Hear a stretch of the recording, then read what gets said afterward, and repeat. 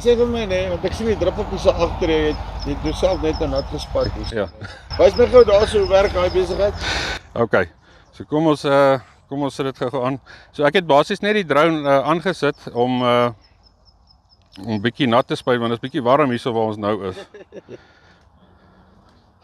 So ek kan basies terwyl die drone staan, kan ons basies net 'n spuittest doen.